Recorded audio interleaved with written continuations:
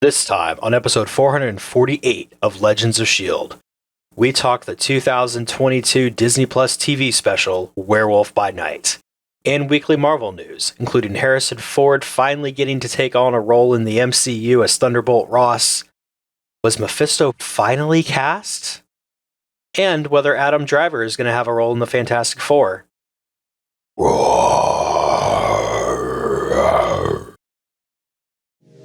I'm Josh Liston from On The Bubble Podcast, an oral history of television fandom, part of the Gonna Geek Network, just like the show you're checking out now. Shows on the network are individually owned, and opinions expressed may not reflect others. Find other awesome geeky shows at GonnaGeekNetwork.com. You have been granted clearance by director Alfonso Mack Mackenzie. Stand by for a S.H.I.E.L.D. debriefing.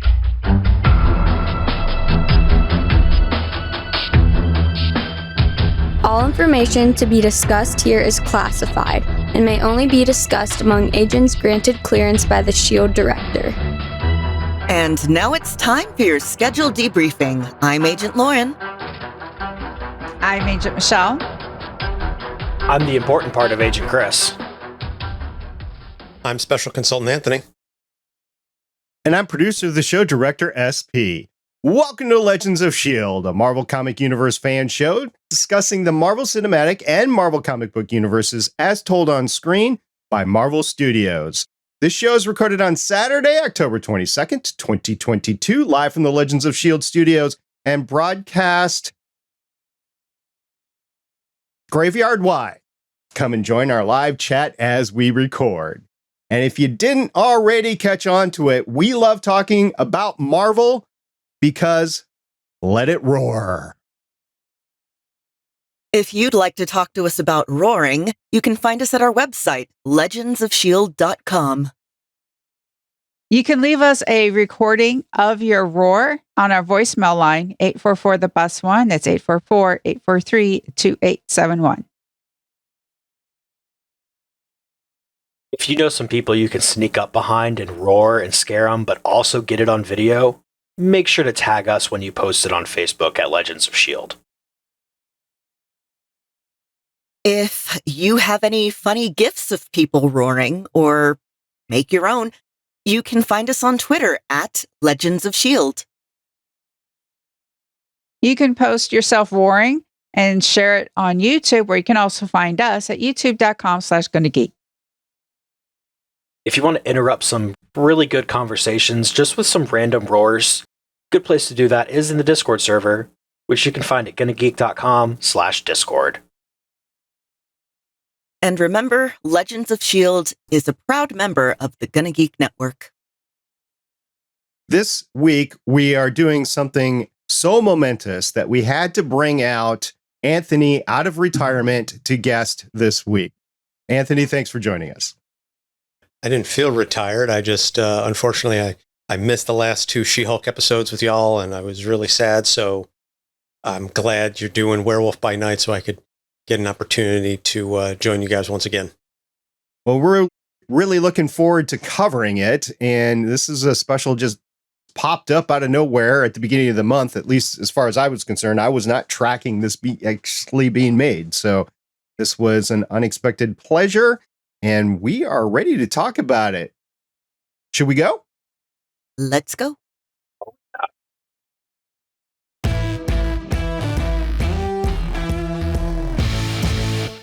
Werewolf by Night premiered on Disney Plus on October 7th, 2022, right in time for the spooky season this year. The IMDB description reads, following a lycanthrope superhero who fights evil using abilities given to him by a curse brought on by his bloodline. Lauren, who directed the episode? So this was directed by Michael Giacchino, who only has 3 directing credits starting in 2018, including a short called Monster Challenge, 1 episode of Star Trek Short Treks, and Werewolf by Night. But he does have 157 composer credits and 64 music department credits. He did, in fact, produce Werewolf by Night score. And 48 soundtrack credits, including She-Hulk Attorney at Law, a whole bunch of other Marvel movies, including the Spider-Man ones, more recent ones, not the other two ones. And the Star Trek, the new Kelvin Universe stuff. This guy's done a lot. Well, this episode, first we have story and teleplay by Heather Quinn, has 2 writing credits starting in 2022. 1 episode of Hawkeye. Heather was the staff writer and co-producer on 3 other episodes. And Werewolf by Night, she also is a co-producer. The teleplay, Peter Cameron, has 11 writing credits starting in 2009, including 1 Carnival Row, 2 WandaVision, 2 episodes of Moon Knight. All right, so we have a list of the main cast in front of us that was in the one-shot, I guess, episode, whatever you want to call it. And each one of us had kind of picked one that we wanted to talk about. So, Lauren, we'll start with you. Who is your favorite here, I guess? So, I was really happy when Gael García Bernal was cast as Jack Russell, the titular Werewolf by Night. He's been in a lot of stuff, Spanish language, English. He's probably most famous for co-starring with Diego Luna in Y Tu Mamá También. But the thing that I kind of really, really love him in is he was in a movie a few years back called Book of Life, where he played the main character, Manolo, and it's this whole thing about Dia de los Muertos, and it's really good. And in a show by the same creator of Book of Life, Maya and the Three on Netflix, he voices a character there. So the thing is that character and his character in Book of Life are supposed to be basically him reincarnated. So it's really cool. I really, really like him. He's been in a lot. He's been in like Mozart in the Jungle on Amazon Prime. He's a voice in Coco. Actually, yeah, he's the voice of Hector, the kind of ratty looking skeleton co-star of it. So he does really good voice work. And as you can see here, he is a lot of fun. Indeed. Now, Chris, we had the introduction of Man-Thing, and there was an actor behind it. There was an actor behind it. The actor here was Carey Jones, and I just really love the depiction of Man-Thing here. Part of it might be because my cats, we've gotten really good at understanding what their different noises mean. Part of it might be because I'll bet that they really just like had him talk and did ADR sound over it, so it sounded more monstrous. But there was no question in either of our minds what Man-Thing was trying to communicate. And a lot of that just has to go to the way that Carey Jones went and did the portrayal of Man-Thing here, and just the movements, just the physical acting of everything. It was a really good job. One of the big things that contributed to the tone of this whole thing, which we'll talk about in a little bit, was the narrator. So, Michelle, who actually voiced the narration?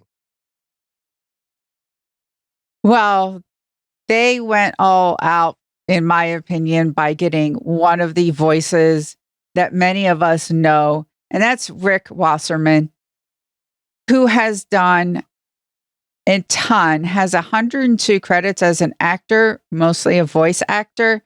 We're talking a lot of video games like Halo, Batman, The Last of Us, Dota Underlords. Then there's, of course, the animated work like in Constantine, other, DC and Marvel things. It was a great choice to get him to be the narrator. He fit perfectly. It's amazing. Yeah, I chose Laura Donnelly, who played Elsa Bloodstone, and it was a really good fit, I think, at least in the acting. I don't know if she did her own stunts or not. I will have to at least look into that, but I think she did the character justice, and there was a certain believability to it and everything. So I really enjoyed that. So with all that said, Anthony, how would you grade us? Did we pick the prime actors here, or is there somebody that we left out? No, I think y'all got everybody that really needed to be addressed. I see on the cast list that there was one of my favorite just odd choices is David Silverman as the Flaming Tuba, which I thought just brought just this, it really helped sell the tone. Like, yeah, there's this guy playing a tuba to announce that all the hunters are getting ready to leave. Oh, and the tuba's on fire. Just because, like, they leaned into it. How is that his real life hobby? I don't know if he actually was playing the tuba. No, he does. Apparently, somebody was like, hey, yeah, I know a guy that does this weird thing. And it just happened to be David Silverman. Like, how do you discover that as a hobby? Do you get bored or drunk? Or, I mean, maybe he got inspired by Rammstein? I don't know. I mean, I've seen flaming bagpipes. I've seen flaming bagpipes. I've seen flaming keyboards, flaming guitars. Never seen a flaming tuba. I'm impressed. My concern is, would it melt the brass? I mean, I'm a former trumpet player myself, and that's the first thing that popped into my mind. I was like, that all that heat can't possibly be good for the instrument. So the way a tuba is put together, you can actually take the bell off. So you could probably insert a new bell that was less brass and more metal. It was dark, right? And it was black and white. So I don't know if it was actually brass or if it was a steel that they could set on fire or something like that. Fair enough. But then that would, what does that do with the acoustics? And now you're getting into You're just making harmonics announcements. You're not playing symphonies. Well, it brings a whole new meaning to having to warm up before your performance. But Ooh, boo this man. Having played a brass instrument for my entire life, I get to make that once in a while. All right. Yes. Great cast all around. Those were our highlights. If you are interested in learning more about everybody that's played in here, IMDb is a great resource that we use, and Wikipedia as well. can I bring up real quick Kirk Thatcher, the guy that played Joven, the kind of jerk hunter that was like always talking to them? That guy is actually like a Muppeteer. He does a lot of puppet work. He did special effects for like Return of the Jedi and stuff. Like, just look at his IMDb. It's fascinating. Did he happen to be in the latest incarnation of Rings of Power? No. Okay. I could see him playing a dwarf too. Anyway, that's the main cast there. And as we always do, there is a Legends of S.H.I.E.L.D. exclusive that we actually run down a synopsis of what happened here so that we don't have to rehash play by play what goes on when we talk about the rest of the episode, the themes of the episode, and so on and so forth. So with that, I'm going to start us off today. We know this is different when the Marvel Studios beginning credits turn black and white, and we hear screams and we see slashes across the screen. Even the music is different. A narrator tells us we enter a world of darkness where people hunt monsters. The most famous is the Bloodstone family, wielders of a weapon called the Bloodstone. Because Ulysses Bloodstone has died, various monster hunters gather so that the Bloodstone can find a new master, which a hunt will determine. The hunters include Jack Russell, Joven, Azarel, Leorn, and Barrasso. Well, they were invited. Crashing the party is Elsa, the daughter who Verussa, her stepmother, calls the greatest disappointment in Ulysses' life. Verussa recites the number of kills each hunter has on their resume. The animated corpse of Ulysses gives the hunters their task, to kill the beast that will be released in the garden. The Bloodstone will be attached to the monster. The hunters can hunt the monsters and each other. The flaming tuba signals each hunter's entrance into the garden. Their first task is to find weapons. Jack and Elsa bump into each other, then Joven attacks. Elsa gets the axe, And at the tomb, Leorn attacks Elsa, but she cuts his arm off at the elbow. They fight. Elsa grabs the cut-off arm and uses the weapon to eliminate Leorn. Elsa hides when Joven comes. All Joven finds is the axe. Jack stands by the hedge and is grabbed by the creature, but this is what Jack wants because he's here to help the creature. Azrael finds Jack and chases him into the tomb. Jack closes the door, locking him and Elsa inside. Jack helps Elsa take care of her wound and proposes a deal. He gets the monster out alive, and she can have the stone. Elsa remembers that her Aunt Frances thought she would come back from the dead, and remembers that Aunt Frances was buried with the keys. Elsa tells Jack how to use the explosive, and she learns the creature's name is Ted. Of course, Jack messes up how to work the explosive. Ted finds Joven and Elsa. Ted melts Joven. Literally. Fortunately, Elsa can connect with Ted and lead him to the wall. Jack gets the explosive to work. Ted leaves. Elsa gets the stone off Ted's back, and for some reason, Jack decides to touch the stone, revealing that he is indeed a monster. Verussa locks Jack and Elsa in the same cage. Jack explains that the hunter in him is the werewolf. As Verussa and the others enter, Jack sniffs Elsa. Verussa then uses the bloodstone on him, forcing him to transform into a werewolf. When Verussa steps too close to the cage, the werewolf grabs her, and the guards shock the werewolf. When the smoke clears, we see that the werewolf has escaped the cage. The werewolf kills the guards. Elsa grabs a sword and takes care of Verussa and Azrael. Verussa uses the bloodstone against the werewolf. Elsa stabs Verussa in the back. Elsa tucks the bloodstone in her back pocket and approaches the werewolf. The werewolf leaps but doesn't harm Elsa. The werewolf leaves. Elsa lives! And she wants to kill Elsa, but Ted crashes the party and melts Verussa. Elsa lets Ted know which way Jack went. Elsa has a seat, and somewhere over the rainbow begins to play and color returns to the world. Ted has successfully rescued Jack, who admits that he owes Ted sushi.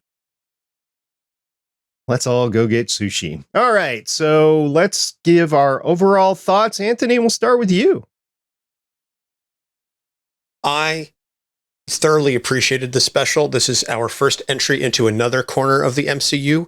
I feel that it leaves us with just as many questions as answers, but for a change of pace, that's a good thing. I was not expecting a horror film in the style of the old Universal monster movies from the 1930s to 1950s. This thing is just campy in all of the best ways possible, and it just fully leans into it, and it knows exactly what it is. After it finished, I really wanted to go back and watch a bunch of old Lon Chaney movies. I found this a decently made Disney Marvel horror hour, if that's your thing. And even if it's not, it was definitely entertaining. All right, with that, let's start talking about the overall tone, the feel of it. We were talking about, a lot of us, I've already mentioned it. This had the feel of a monster movie back in the 40s. Oh, indeed. We have, of course, in black and white, we've got the overacting, the obvious fake weapons, showing Jack's transformation in shadow and focusing the shot on Elsa. The only color being like the red or the bloodstone at the end. We have, of course, you need someone at the center. And I don't mean this like the center of the overacting of the villain. And we have Harriet Sansom Harris, who was amazing. I think she did the greats proud. And I mean like Lon Chaney, Bela Lugosi, Boris Karloff, Vincent Price, and of course, Christopher Lee. Yes, I know he was in the Hammer Dracula ones, and that's not Universal. If Christopher Lee was still with us. Harriet, again, you're amazing. I would have loved to have seen Christopher Lee in that role. I know it wouldn't be the stepmother, but hey, it could be a stepfather. Ulysses could be gay. She could have, it would have been amazing. Didn't matter.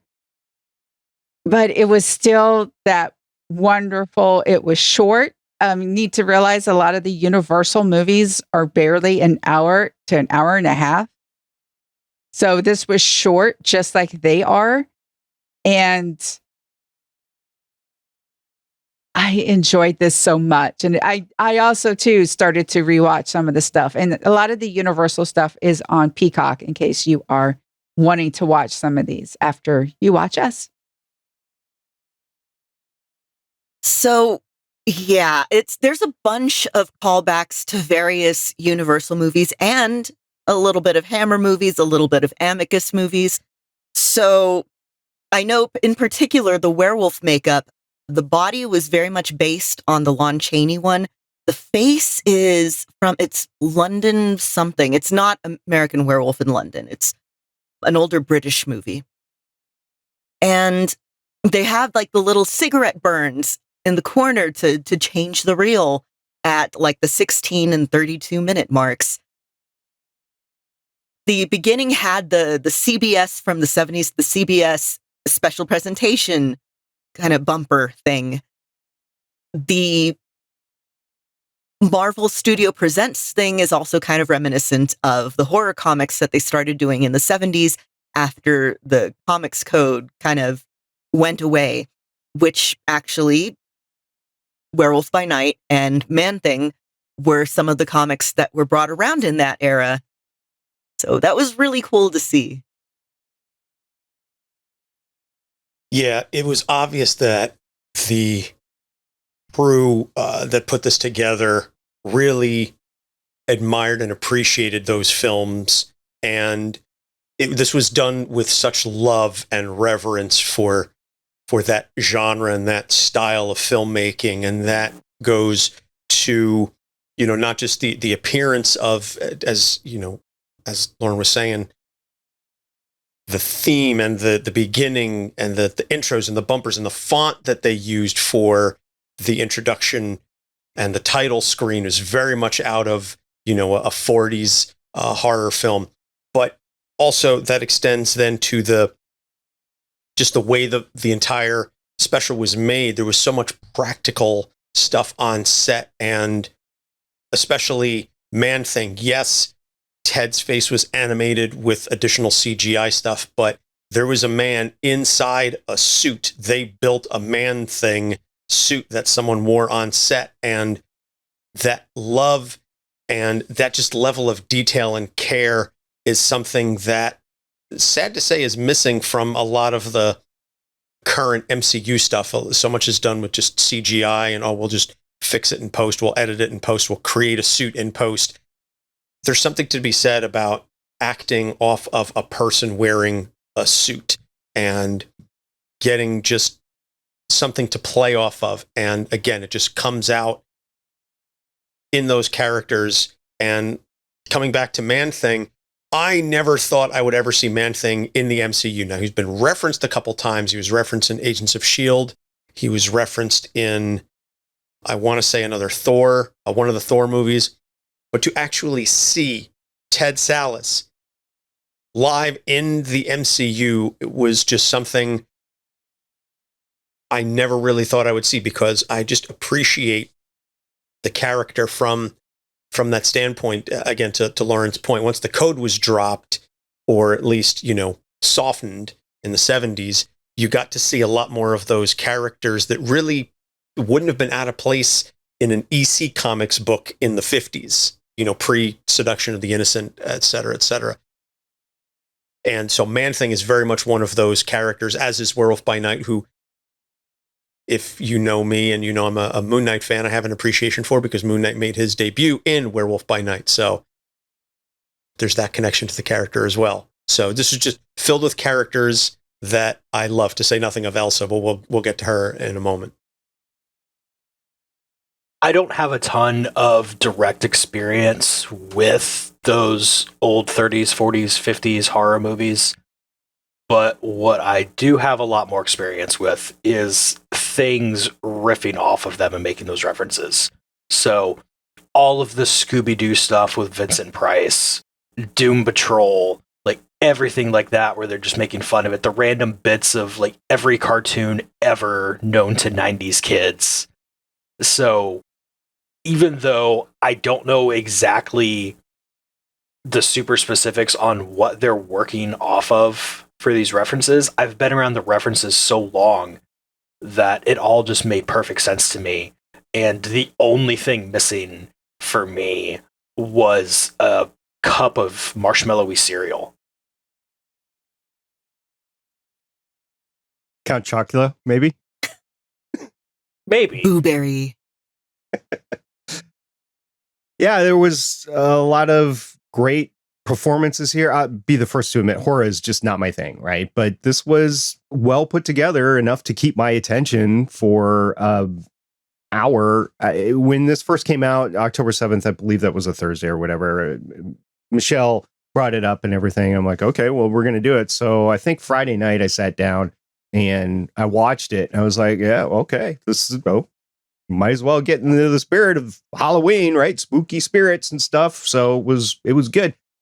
One of the things that I don't like about horror is the big gruesome gore, right? And we did get some of that, but it was really toned down and it was meaningful every single time. It wasn't not meaningful. It wasn't just gratuitous. It was there to prove a point, like the hallway fight scene, right?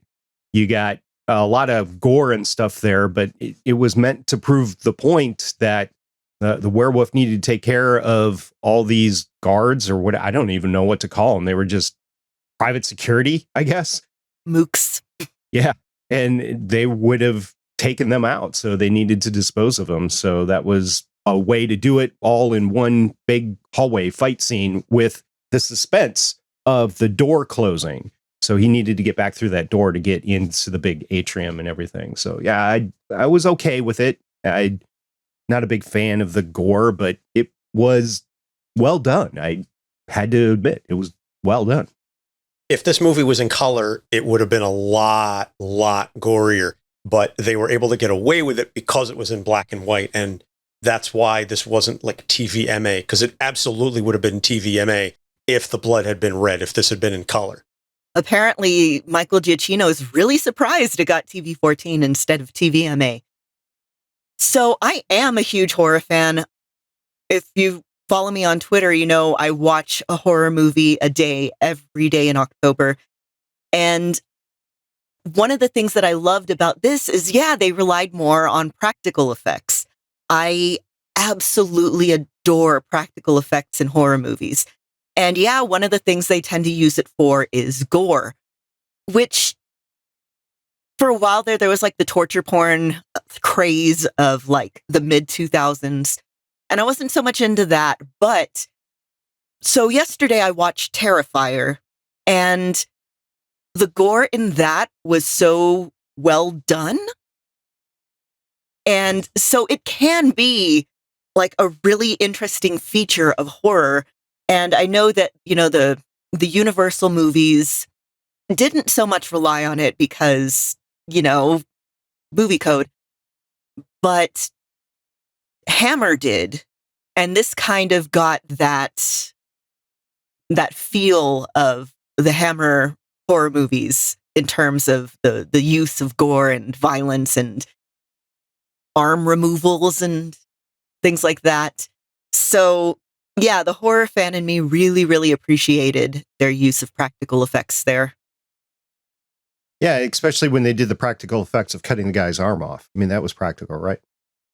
But I guess maybe I'm a little desensitized to that because we've watched all these like Game of Thrones sort of things, the Rings of Power, where you have these Vikings on the History Channel, and that's streaming now.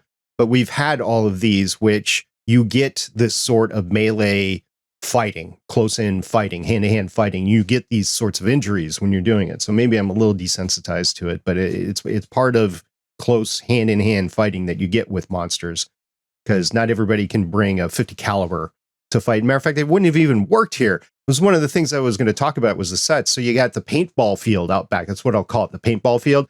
If you ever go out to a paintball field, they could be anything from just, tires stacked up everywhere, or you can literally get concrete barriers everywhere because concrete is easy to wash off and repaint and stuff like that. So it would just reminded me of a great big paintball field out back that is meant for this sort of maze sort of fighting, and mazes fit in with this time of year as well. And I also was duped the first time I was watching this, in that I thought they were in the dungeon when they went back and Elsa and the werewolf Jack were in the cage. I thought that was in the basement. That wasn't. That was in the main atrium, right? So they just reused the sets over and over. It was very limited. You had the maze, you had the atrium, and then you had the little room where all the coffins were, which I don't think even was a room, really. I think it was just an open set. But I think the sets really worked for this, and it was at night, so you didn't need to light up anything, really. I absolutely loved the mausoleum set. My favorite thing in there is that every marker was done like a movie marquee. That's right. Almost felt bad that she smashed her way in there, right? It's like, oh, it's like art and you're just smashing it. Oh, well. Need the key. Yeah, look, if Sarah Connor taught me anything, it's that you can find weapons in mausoleums. So good on Elsa. Especially if you stash them there. All right. I think it's interesting about the idea of family. We have the estranged family, like with Elsa and Verussa. There's this interesting conversation that happens in that tomb between Jack and Elsa, and where Jack talks about family stays with you, like the atmosphere, whether for good or ill. There's something that you have to deal with and that you have to process and accept. I just thought that was interesting because he talks about, his own origins then compared to Elsa's origins. And then we have, he says he's related to like Man-Thing, to Ted, but you realize it's more like they're a found family. They're more of a found brotherhood. And they're talking about, no, brother, I've rescued you more. No, I've rescued you more.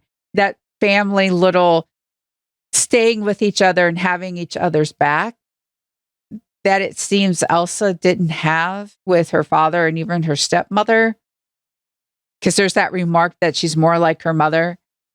And we don't even need to know all about that type of stuff. That's one of the things, like we found out about these characters and this idea about found family just through the dialogue and the way they interacted with each other through fighting and their expressions. Like you could immediately tell Elsa and Jack were different because when they bumped into each other, they were not immediately attacking each other. Like they realized there's just something else going on. And yeah.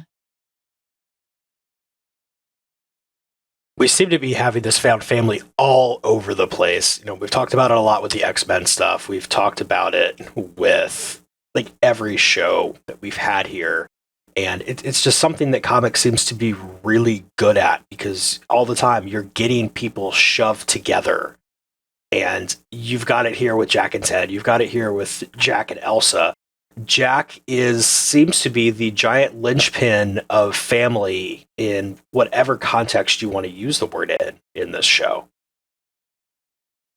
So found family is absolutely my jam, which is one of the reasons why I think I love Marvel so much. You get all these groups of weirdos that get together because the whole thing with it is no matter how weird you are, there's somebody out there who's just as weird. And you can go hang out and be weird together. And it's okay. And I love that. And I really, really loved that interaction between Jack and Ted. And it was so interesting to see that compared to Elsa, who comes from a very toxic birth family. It's it's just so good. I love it.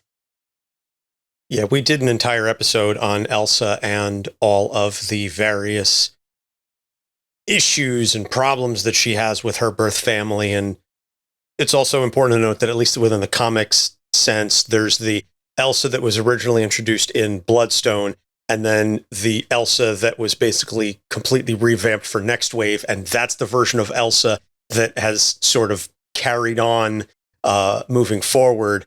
And I thought that just her characterization here was very in line with that snarkiness. I do kind of miss, I was hoping a little more for something a little closer to the look, because that long red hair and the trench coat and the shotgun and the guns, very, very big on Elsa in the comics. So maybe, hopefully, future appearances, we can get a little more like that.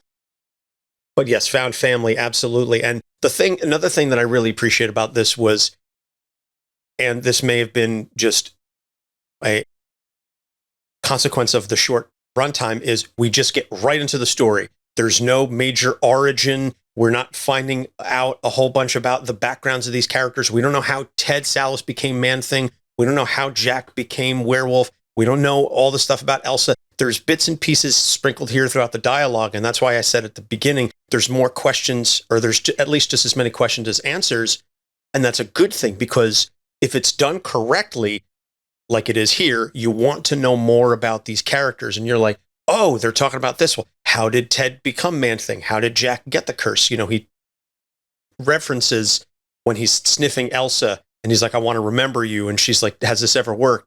And he's like, once.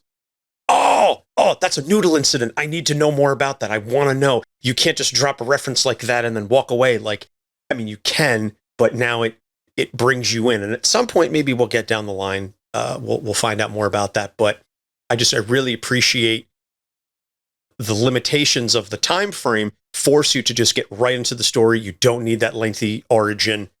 It's just, you find it through dialogue and the character interactions. And that's how you come to really find and appreciate and connect with these characters. This is why I was saying before that it's kind of like a backdoor pilot, because you get all of these things that are just popped up. They're not even trying to worry about it, answering them here, which is perfectly fine. But you can also sit there and look at all the fan reaction and what do the fans talk about wanting to hear more about, and just follow your path that way. Because I'm sure Kevin Feige kind of has ideas for every character, but, you know, maybe these are some of these mystery projects. You mean the robot Kevin, of course. Yeah, Scott was joking about that while we were watching. So, would y'all be as excited as I would be if they did like these yearly Halloween specials featuring like some of the characters from, what's it called? Anthony, you would probably know. It's not like the Monster Squad or the League of Monsters or something, but they have a name. It's like Man-Thing, Werewolf by Night. Oh, geez. I'm blanking out on who else. I was just looking at it. It's not Midnight Suns. That's a whole other thing. Although I would very much love to see a Midnight Suns special in here. I mean, if you're going through the comics, I mean, you've got Tomb of Dracula. You can obviously bring in that, which then opens up the door to Blade. And we've established that vampires exist in the MCU. So that may be a way to bring in Blade and introduce him, aside from, just a voice. There's a lot with the monster characters that can be done. Absolutely. I don't know. I know what you're talking about, Lauren, but I don't know the name of the group. I was just looking it up. There is a Legion of Monsters. There's an Avengers of the Supernatural. Man-Thing was a part of the Midnight Suns, so you could get into it that way if you wanted to do a Midnight Suns thing. But also the current comic has Wolverine, so, it doesn't matter who else is there. There's Wolverine. They can make it happen. I would love these yearly things. This was amazing. And a good old Halloween special. when I was a kid, you had, the Thanksgiving special, you had the Christmas special. Having a Halloween special from Marvel yearly they got Disney Plus. They can drop it whenever they want. They dropped this at the beginning of October. Perfect timing. So Anthony brought up vampires. That's one of the funny little Easter eggs that you can find in this with the whole, I know him, with that Nosferatu, which I was looking it up, and apparently those particular Nosferatu originated in the Bloodstone comic. And I guess they have some sort of connection to Atlantis, which is now not Atlantis. They gave it another name for Wakanda Forever, which we'll find out in a couple weeks. But there's also some references along that mural, like you get Wendigo and Sasquatch. And there's this one panel, I was like, oh my God, this looks so familiar. Why does this look so familiar? It's a panel from Thor #5 with Thor versus Gore the God Butcher, who in the comics looks a lot more like a Twi'lek from Star Wars. Or Voldemort. This mural is in the hallway. So as Jack is coming in, that's pretty much how we're introduced to this whole thing. You get the wide shot of the mausoleum and the atrium and stuff. And then you get Jack coming in through the entrance, through the hallway, and you see the mural as you're going through. So the tone is kind of set of, okay, you're entering monsters and the narration is going, and it's all just combined into setting the tone just so well.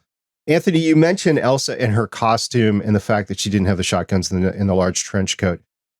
One, I could see no shotguns here because they were told all the weapons is going to be out there and you can only use those weapons. You can't use any other weapons, right? So I could see the loss of shotguns. As far as the trench coat, her movements in here really dictated not using a trench coat because she was flying around quite a bit, and a trench coat would have just hampered a lot of those movements as she was flying around really and taking people down from on top. I don't think a trench coat would really have helped there. So maybe that it was a stylistic choice just due to the action.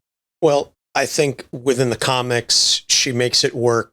And also we've seen in films like The Matrix, you can still have incredible action with long flowing coats. So maybe for next time, maybe, we don't know where she's been for 20 years. We don't know what she's been up to. So there's always that aspect of it as well. So speaking of guns, there's a part towards the beginning where they show this plaque that has like a sword and a rifle crossed.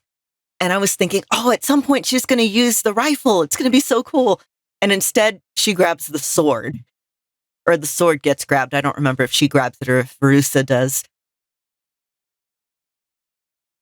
Totally off topic, but I saw a meme on social media this week, and it was Lord of the Rings. It was Legolas, Lord of the Rings, with a bow and arrow and quiver and stuff like that, and Legolas with a rifle, and it was like a third of the size, right? And he took care of business with that rifle, that sniper rifle. Okay. Anybody else have some thoughts here? A couple.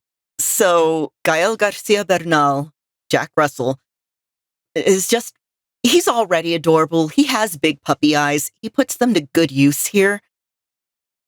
There's also some hints that he's a werewolf with the occasional kind of dog body language, dog/wolf body language, like scratching his ear when I forget what was mentioned, and then when he's going to sit down in the cage, he like spins around a couple times before he sits, which cracks me up because my dog does that. And also, Harriet Sansom Harris, I was watching, I was like, why is she so familiar? So I checked IMDb. So if you, like me, are a fan of the 90s Addams Family movies, particularly Addams Family Values, you'll recognize her as Harmony from Buffy was in both as this really obnoxious little girl. And her name in Addams Family Values is Amanda Buckley. So Harriet Sansom Harris plays her mother, who at the end of the camp part of the movie, is getting tied to a pole and getting ready to be burned alive. It's pretty great. Sure. So I just couldn't unsee that after I saw that.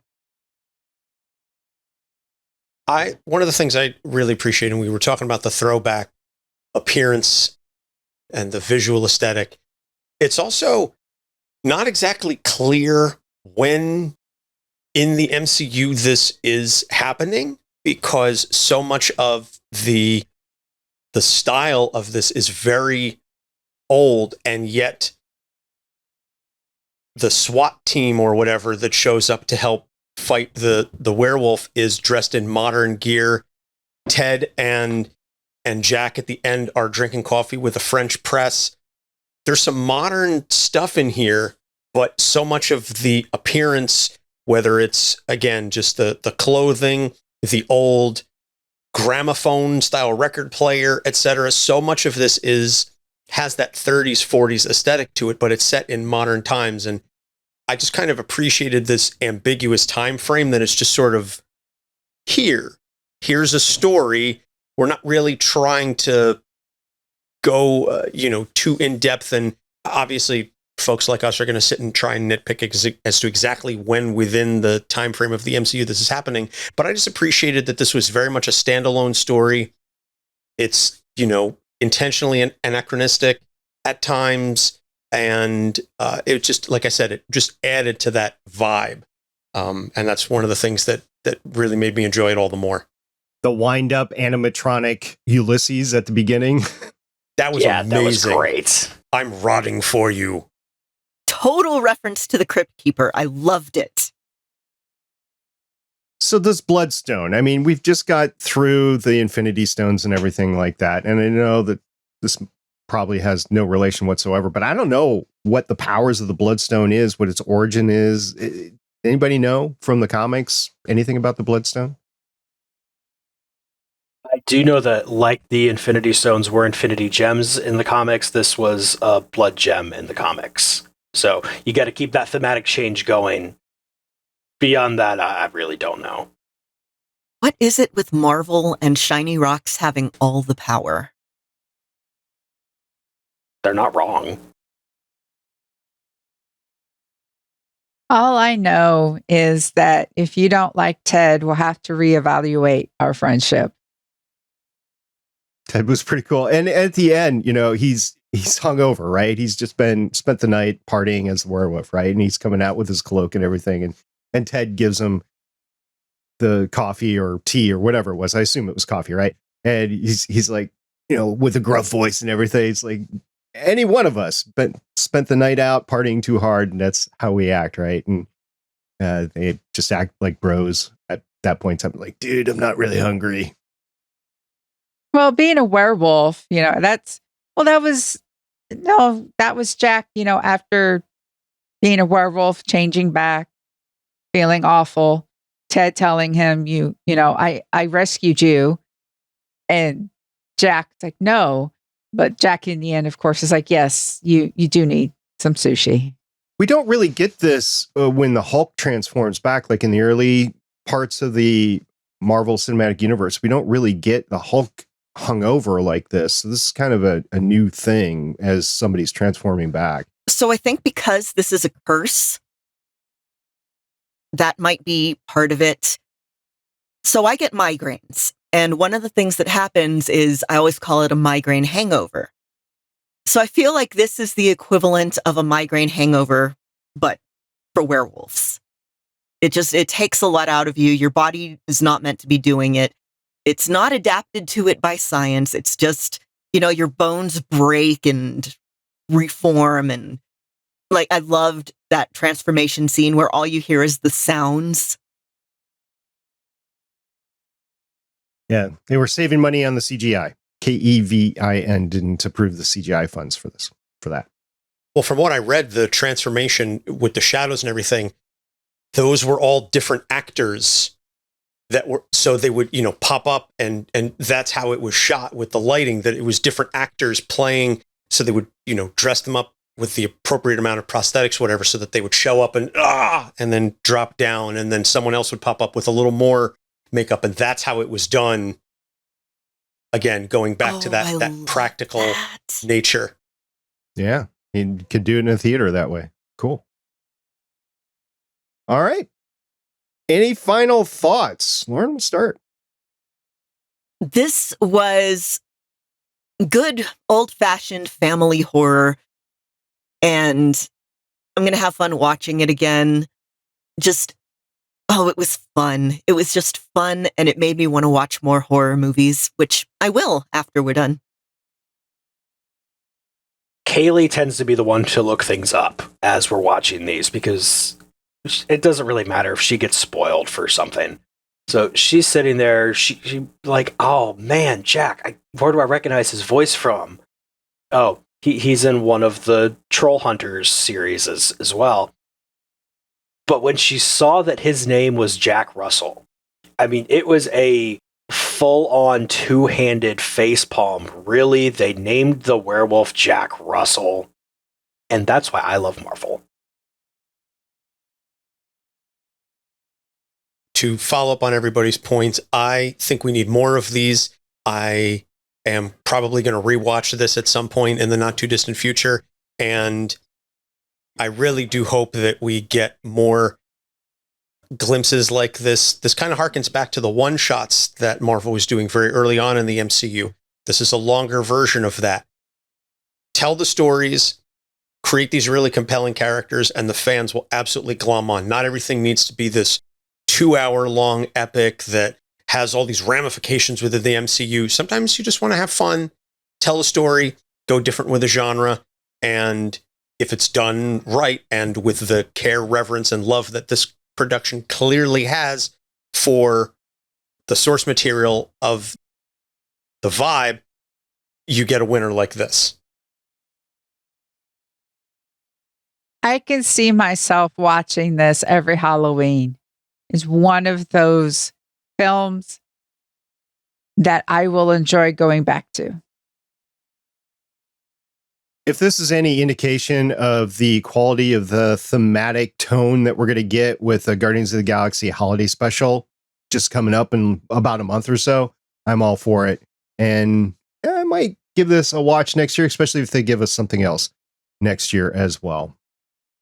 In the meantime, we're going to be talking about X-Men, the animated series. We're going to return to that next time. Season 4, episodes 5 through 7, that's where we're at. And as a reminder, we're trying to get through all of the 5 seasons of X-Men, the animated series before X-Men 97 comes out, but we're doing it sandwiched in between all the other great Marvel content out there, either on Disney Plus or in the theater. So I don't know if we'll make it or not, but we're going to give it a valiant effort. And that's where we're at, season 4, episodes 5 through 7 next time. If anybody has any comments about Werewolf by Night, we'll talk about it in the future. Go ahead and leave us feedback for that. In the meantime, we have some really cool Marvel Studio news to get to.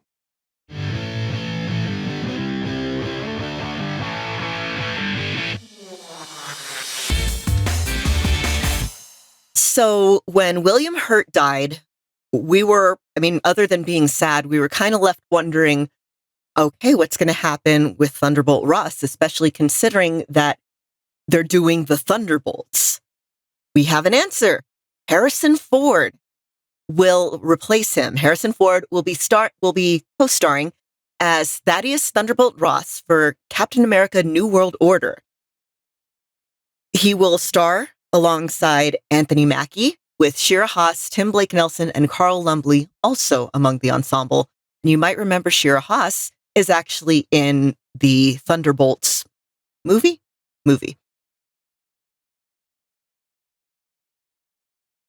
Harrison Ford in the MCU. I think we were all just waiting for big name actor to come on in like Harrison Ford. The problem I find with Harrison Ford is, unfortunately, and I love him in just about everything he's done regarding Henry, Han Solo, Indiana Jones, just almost everything he touches is gold, right?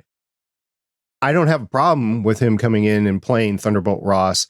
I have a concern that he might not be able to continue the role as long as Marvel wants Thunderbolt Ross around. That is my one concern. I mean, dude's old, basically, is what my point is. So hopefully he'll make it through. He may be old, but he can still get it. We also don't know how long they have plans for Thunderbolt Ross. I mean, even canonically, the character has had triple bypass. So there's that to be taken into consideration. I'm just looking forward to his usual brand of unbridled enthusiasm and joy during the promo tour for this film when it inevitably comes out. He's just going to be, full of energy and joie de vivre when talking about these movies. I can't wait for that. It's going to be, like a bright-eyed and bushy-tailed squirrel talking about these films. I really do kind of love how awkward he makes interviews. I know it's annoying for the interviewer, but it's hilarious to me. And I'm kind of sad that Conan no longer has a TV show, because every time he would go on Conan, it was just amazing. Yeah, dude's from a different era, that's for sure. All right, Chris, what we got in terms of possible casting of a noted character that we've been looking forward to? Multiple outlets have reported on the rumor, and Lizzie Hill took to Twitter. She is editor-in-chief of Cosmic Circus, and, kind of clarifying what she heard. And according to all these sources, Marvel Studios has cast Sacha Baron Cohen in Ironheart. But many people are also trying to figure out who he's going to be, and we might finally get me a way to stop asking, is this person really Mephisto? I thought you were going to say Gwen. Well, Gwen's never going to happen. Ooh, never. No, I take it back. Gwen's going to happen because Gwen is the best. But Sacha Baron Cohen as Gwen? No. What we need is a way to pull Emma Stone back in as Gwen. I'm wondering if they're really going to introduce Mephisto in a Disney Plus series, because Ironheart's Disney Plus, right? So that's a good question, but it would be nice to finally get a Mephisto in the MCU. So I don't know. We'll see how this goes. We rarely report on rumors, but I think this one's got some legs to it. So maybe it'll happen. I see two possibilities here for what they're doing. One is that this is just here's your little teaser trailer, here's Mephisto, and then they do the proper introduction in a full-on movie. The other is that they're completely trolling us because they know everybody's looking for Mephisto. So I'm not the hugest fan of Sacha Baron Cohen. I didn't like Ali G. I didn't like Borat. But he's been okay in some of the other movies he's been in. Like, he was in the Hugh Jackman version of Les Mis. He was in Sweeney Todd. I mean, I'll give him a chance, but we'll see. My thing is, how are you going to bring in Mephisto? Because Mephisto necessarily brings in a whole other section of the MCU that I'm not really clear how they're going to explain this. So I don't know what they're going to do with Mephisto. I don't know how they're going to bring him in, but he is going to raise a lot of concerns about just hell and things of that nature. Well, one thing that I'm wondering about is basically what this rumor is he's been cast in Ironheart. So what is his role going to be in Ironheart? That's really the bottom line. Now, Ironheart's going to be introduced in the next Black Panther movie coming out in 2 weeks, I think. Or is it next week? It's 2 weeks. And then we'll see from there, right? Well, the way it works is going to be really easy. They're going to use magnets. Something about magnets. Magnets, how do they work? Michelle, we have another rumor that's got some legs to it. I usually don't talk about rumors, but this is about Adam Driver. And I like Adam Driver. Not as much as John Oliver. So, Mr. Driver, you don't have to worry. I am not on the level of John Oliver. So, you don't have to worry about a restraining order or anything like that. But according to the Hot Mic podcast, Driver has met with Marvel Studios for an undisclosed role in an upcoming reboot of the First Family. There's no word on which role Driver would play, though his villainous turn in Star Wars makes Doctor Doom an obvious choice. I would say yes. He is a unique actor. He has a very interesting presence and how he can just change. He's very good at whether it's like this weird family thing. I saw bits and pieces of that weird marriage movie with what's her name? Scarlett Johansson. Yeah, Scarlett Johansson. I don't really want to watch any more of it, but he's intriguing. And look, no matter what you say about the last Star Wars trilogy, you have to admit Adam Driver did a lot with the crud he was given when it came to Kylo Ren. Sometimes actors, they get crud, and good ones are like, I have gotten crud, but I am an actor. I am going to do what I need to do. And he made Kylo Ren interesting and captivating.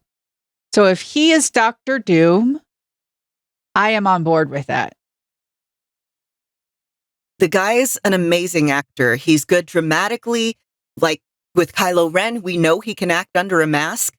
And the guy's a brilliant comedic actor. His episodes of Saturday Night Live are some of my absolute favorites. If you've never seen him on Saturday Night Live, go to Hulu, pull that up, and just watch. He's in some... My favorite one is surprisingly not Matt, the radar technician. My favorite one that he was in was the parents come in and talk about their jobs. The oil baron on career day. Yes, it's a career day. That's what it's called. It's amazing. If all else, just look up Adam Driver SNL on YouTube. Find that career day one. He looks like Albert Einstein. He is amazing. Who's H.R. Pickens? Exactly. I crushed them into the ground. Whoever they do get to play Dr. Doom is going to have to pull off the role. And I'm not the biggest Adam Driver fan, but I will admit Adam Driver could pull off this role. So if it makes the film better, I'm all for it. All right. I think it's time for a Legends of S.H.I.E.L.D. after party. What do you think, Michelle? Of course, we need to join Jack and Ted and get some sushi.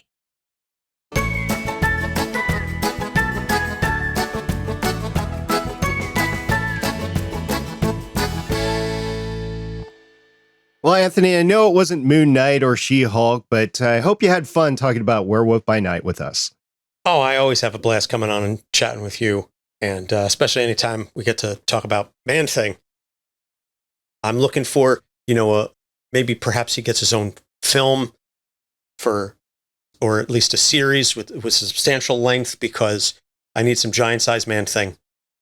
So thank you to everybody, and as always, appreciate all the fans of the show and everybody here on Legends of S.H.I.E.L.D. and the Gonna Geek Network that puts the show together. Michelle, Laura, and Chris, SP, you guys are fantastic and amazing, and just love hanging out here with you. Well, thank you very much. I'd like to thank our listeners, because without you, we are just people screaming into a void. We hope that, our discussion enhanced your experience of watching Werewolf by Night. And we love you guys. Again, I appreciate everyone who interacts with us, whether it's Twitter or Discord. All the listeners, everyone who views, because I know sometimes y'all watch us on YouTube. That's great. I hope our discussion has inspired you to perhaps, look at watch some of those other films from the 1930s to 1950s. They're not perfect, but there's just something special about them that resonated with me. And you can find me on Twitter at @Shell_game. Yes, everybody who chooses to listen to us, it's a wonderful present no matter what time of year or set of holidays that you celebrate. I just love getting the presence of you choosing to listen to us when you can listen to so many other things. And if you'd like to hear more from me, you can head on over to playcomics.com, where two of the other people that have been on the show here, you can find episodes with them. One other person, we have a topic lined up, and one other person I still need to figure out what we're going to talk about. But eventually, this entire quintuple set of people will have a nice giant network of things they've been on together. And Anthony, you do depictions of characters in your show as part of your show. You mentioned you did Elsa. What are some of the characters you have coming up on Capes on the Couch? Oh, we've got Poison Ivy. We have. I'll pull up my list right now. Hold on, just give me a second, because I'm Jessica Cruz. Even though I'm crossing the streams. Not yet. We haven't gotten to Jessica Cruz. I know Chris is waiting with bated breath for us to get to Jessica Cruz. We've got Mystique, Poison Ivy, Namor, Moira McTaggart, Aquaman, an entire episode with animal sidekicks. And we've done quite a few creator interviews that are going to be going up on our Patreon as well. So follow us on social media for all the links to that. We are Capes on the Couch on Facebook, Instagram, Twitter, and TikTok. All right. And as far as me, I have a Better Podcasting coming back. November 2nd will be our live recording. That'll be a Wednesday, 8 p.m. at geeks.live. So look forward to that. And until next time, where we're going to talk some X-Men, I'm Director SP. I'm Agent Lauren. I'm Agent Michelle. I'm Agent Chris. I'm Special Consultant Anthony. Bye. Bye. Later. I don't have a hand to wave goodbye with. Thank you for listening. If you want to leave us feedback, go to gonnageek.com and you will find all our contact information and other shows. You can also visit legendsofshield.com, where you'll find our complete archive of podcasts. The music heard on this podcast is by Kevin MacLeod, found at incompetech.com, and also artists on pond5.com and audiojungle.net. The opinions heard on this podcast are those of the individual hosts and do not represent Stargate Pioneer Productions, Legends of S.H.I.E.L.D., or Gonna Geek. Agents of S.H.I.E.L.D. is the property of the Disney Corporation, Marvel Studios, and ABC. No infringement is intended.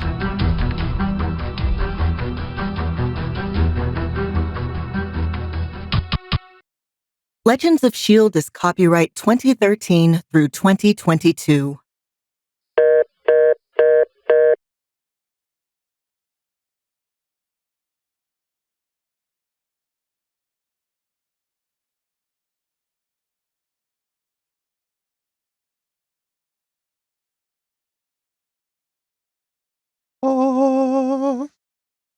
Yay! Roar.